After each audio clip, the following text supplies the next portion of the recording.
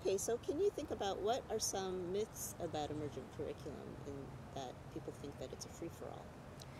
I think some of the myths that come along with an emergent curriculum are that the kids are just running wild, they can do whatever they want, the teachers have no control, but in reality the children are, there's flexibility in their learning, and they have the opportunity to learn things that are fun and in a fun way.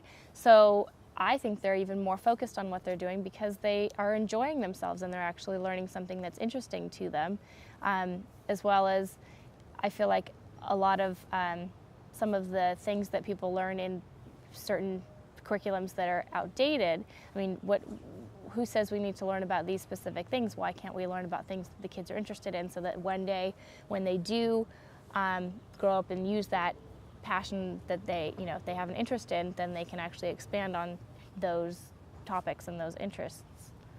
So you talked about, this myth about kids are running wild. So can you describe how you do classroom management?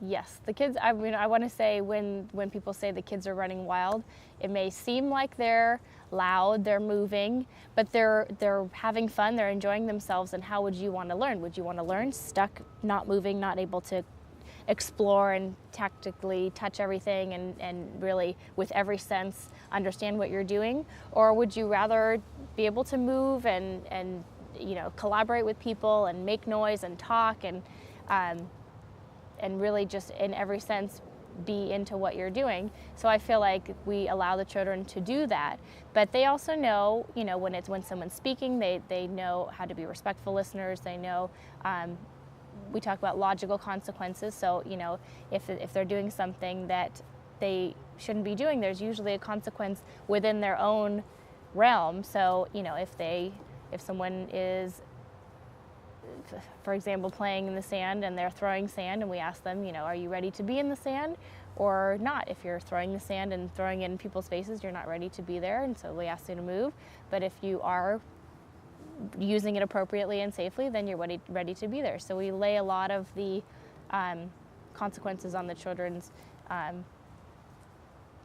their own independence and their sense of whether or not they can control themselves? Yes, exactly.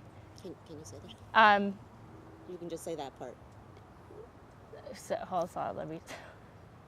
Can we start again? Sorry. So the children, that you don't necessarily direct the children in terms of how to manage themselves, but you ask a lot of questions of them so that they can gauge for themselves whether or not they're ready or not to engage. So a lot of our behavior management and learning of independence is having the children learn how things work independently, as far as logical consequences. If something breaks, it breaks, and they learn how to be more gentle with things, but it gives them a sense of independence and responsibility as they grow up. Okay, great. What would you say, this is the last question, what would you say brings you the most joy from your work? I think the most satisfying part of being in this field, and also not just in education but in a project-based learning environment and an emergent curriculum, is that the children truly love coming to school and they love learning.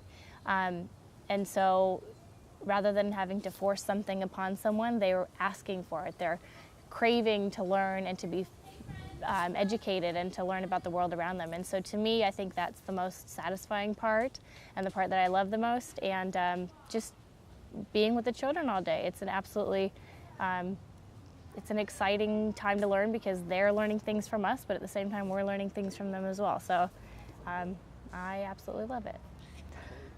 Okay. Thank you. Thank you. Okay.